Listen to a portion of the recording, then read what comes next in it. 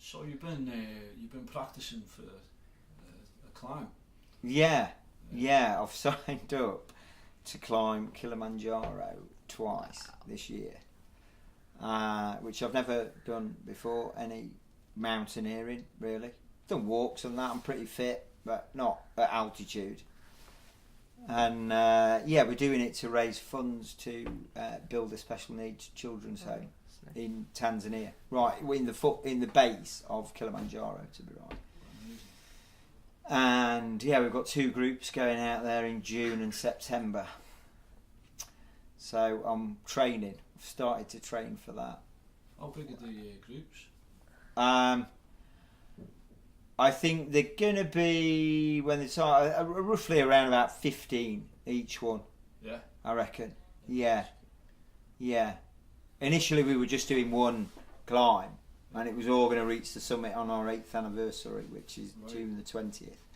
And then the artist Nightmares on Wax, his world tour sort of been slightly extended, and it was slightly crossing over with that. So he sort of said, could I do one in September? Yeah. So I said, all right, we'll do that. Yeah, So I'll do it twice. So we're going up in September as well. Yeah. Which is good. It gives us 2 opportunities to get 2 different, because there's a few people that couldn't make the June one anyway, just for whatever reason. So they've gone, oh great, brilliant, I'll do the September one now. So team challenge, few people on there. So you're doing one in June and September. Yeah, I've got to do both of them quite soon. I guess it's not that far away. 15 weeks, I think, something like that. Not that you're counting. not that I'm counting. 15 weeks in a day or whatever. How are you training for that? I've just started. We did a Snowdonia this weekend, and we did a walk in Snowdonia, and then we're doing Snowdon in about 3 weeks. About 6 weeks time, and then we do Ben Nevis 2 weeks after that. And I do a lot of walking, running, and cycling anyway. But so we've got a little bit of mountain practice in there, and with guides who tell you how to cope with things that happen in mountains. Going on a few holidays.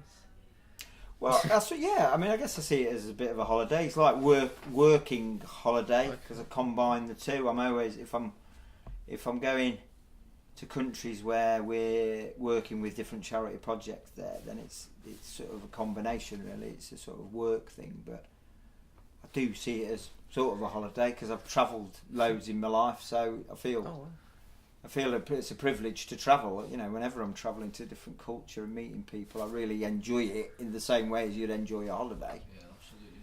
I think with the work that we're doing now, it gives it a deeper purpose. To go there and visit the project in the same way as we're visiting the project here. It just adds that bit of effort that means a lot to the people that are funding what you're doing. So what kind of places have you been to? Like where? Well, last year we went... Or how many? I went to Africa twice last year for the first time. Whereabouts? I went in February, and we went on a filming trip to film the project we're supporting, and we started in Tanzania. Then we went to Kenya, and then we went to Uganda.